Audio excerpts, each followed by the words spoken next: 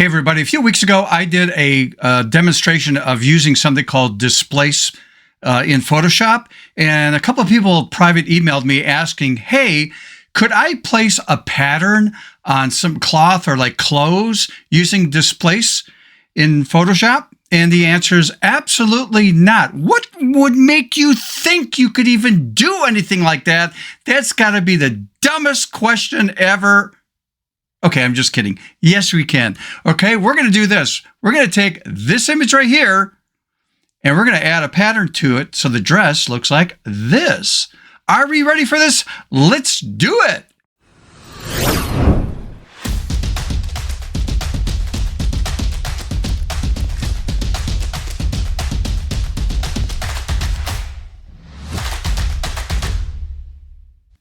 Hey everybody, welcome back to my channel. If you're new to the channel, this is dedicated to photography and as a photo artist, pushing ourselves to think creatively out of the box.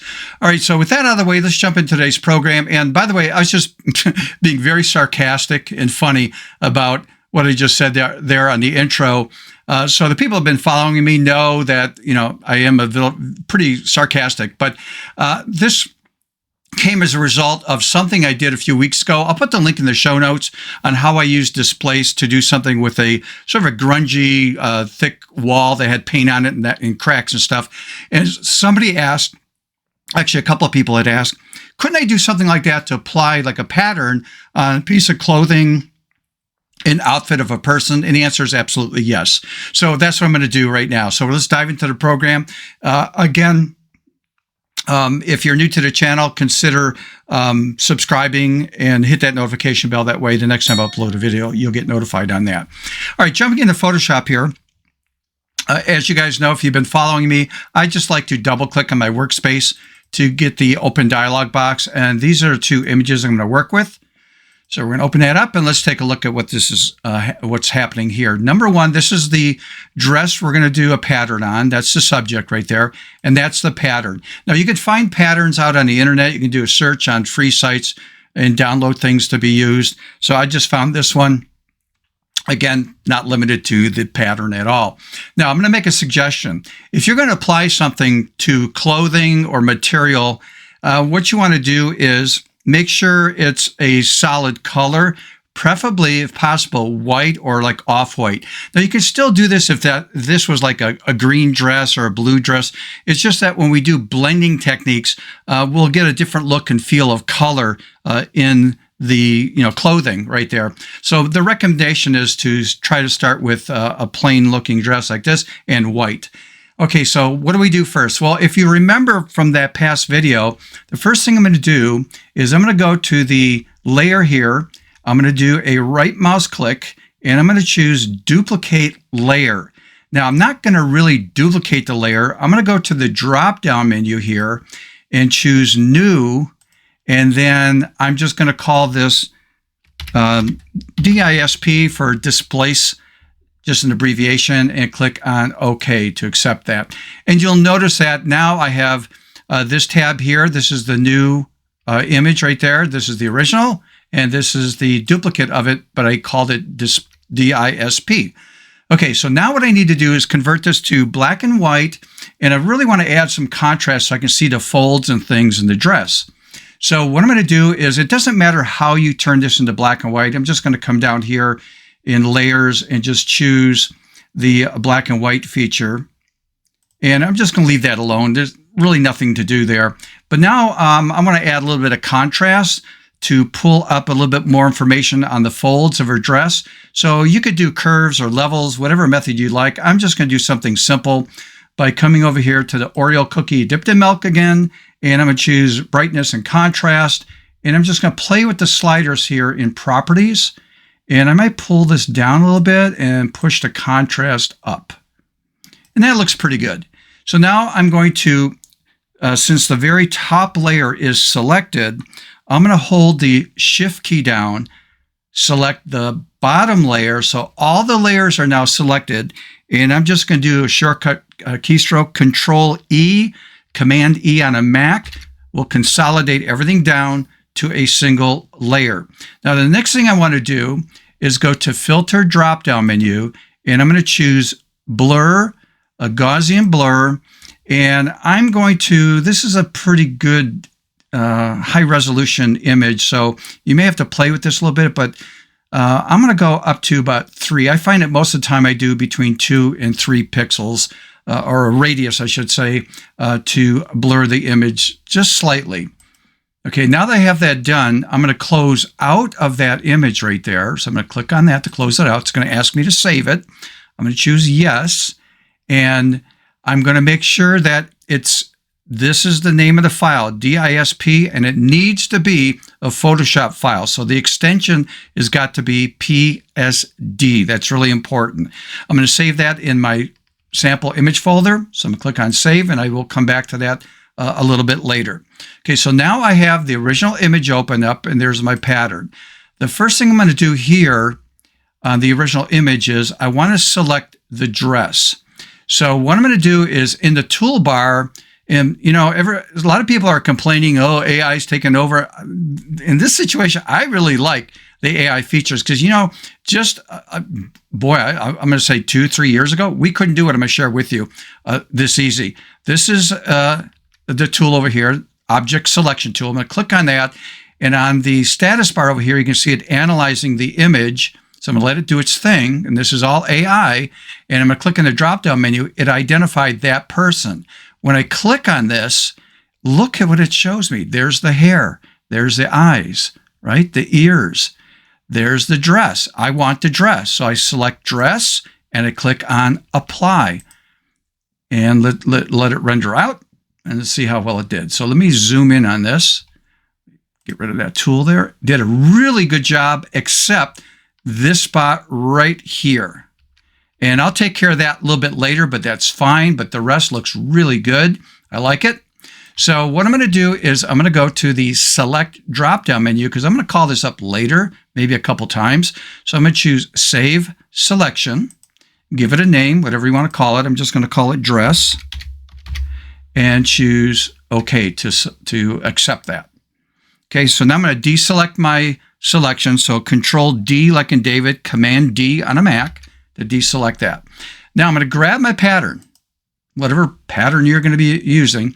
I'm going to go over here in Layers, click and drag it up to the tab of the young lady with her dress, and just release and have it in the composition right here. Now I'm going to do this. I'm going to pull the opacity down on the layer because I want to be able to see through it to see the dress. Control T, Command T on a Mac. I'm going to resize this. I just want to make sure I'm covering the dress area. I'm going to include these straps also. And so something like that. I might even rotate this on an angle, readjust this. Even right mouse click and choose Warp. And I'm just going to grab these elements right here, the corner, and just sort of tuck it in. And just make sure that this is covering the dress. So I'm sort of reshaping that a bit. And I'm just going to accept that right there. So Enter on the keyboard. And then we're going to pull that back to 100% opacity. Now that I have that done, I'm going to right mouse click on this. Now, I take that back, not right mouse click on this. I just want to make sure I'm at 100% opacity right there.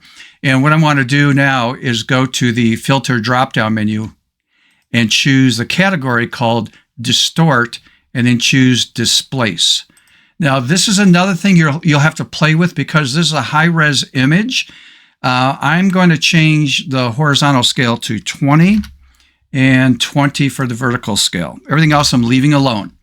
So there's my choices. And again, you might have to play with this. If 10 and 10 doesn't do it well enough, maybe 15 or 20. So I'm going to click on OK to accept that. And then the dialog box automatically opens up and wants to know where is that PSD file that I saved. Well, there it is right there. Okay, so I select that. I'll click on Open. And it will adjust. You saw how things changed. We'll take a look at this a little bit later. Now, if you remember, I saved my selection.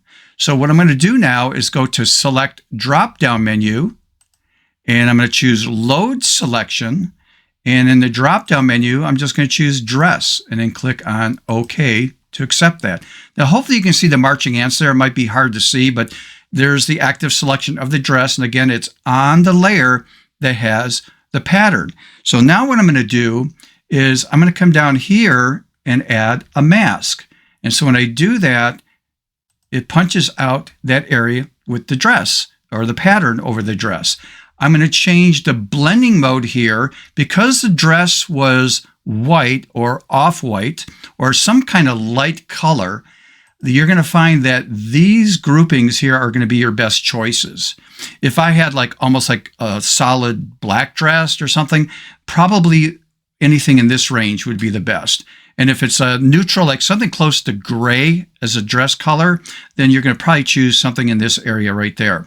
But because this was a white dress, I'm going to choose multiply. And again, you could pull the opacity down. You could push it up. I mean, all this is very subjective. But what I want to do is I need to zoom in here because we have this area that we have to fix. And that's this area here with the dress. So because I'm on the mask now of the layer, I'm going to grab my paintbrush. So B for brush, make sure I'm painting in black. And then I'm at 100%. Let's make this a little bit smaller. And you just take your time and I'm just swiping in this area along the edge of the dress to fix that. Now let's take a look at the displace feature, what it did, and look at how it bends in the folds and stuff and gives it a very natural look. Look at this area right here. That's pretty cool. And even here. So that's what Displace does from that file that we created in black and white. It's looking at areas of fold and stuff, and it does a beautiful job. So there is before, after, before, after. Hopefully you're learning something. Again, if you could do me a favor, like the video, subscribe if you have not subscribed, hit that notification bell. The next time I upload a video, you'll get notified.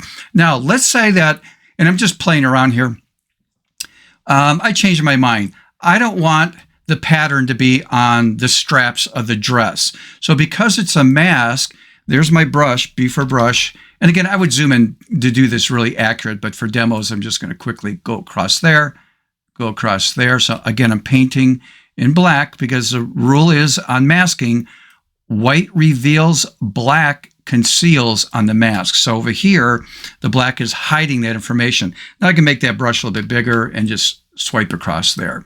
So again, personal preference, but hey, there I wanted, let's say the straps to be white and not have the pattern.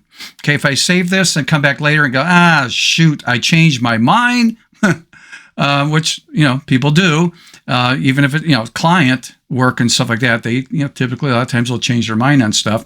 So what I want to do is, if you remember, I did this earlier, and that is under select drop-down menu, load selection.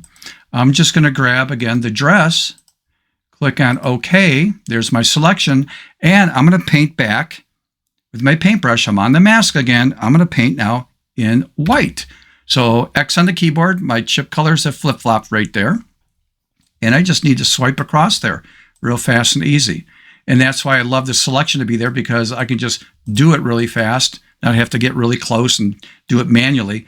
Let's do it with the selection. So it's fast and easy. Control D, Command D on a Mac, just to get rid of the marching ants. And there we go. So again, hopefully you learned something. Try this. Find an image. It doesn't have to be somebody wearing clothes, but it could be like a bath towel or a sheet that maybe you want to add a pattern to it to make it more interesting. Try this technique and see what you get. Okay, everybody. So again, let's get that camera out. Let's make mistakes. Why? Because we learn from making mistakes, and let's think creatively out of the box. And I mean literally out of the box. Until next time, see ya.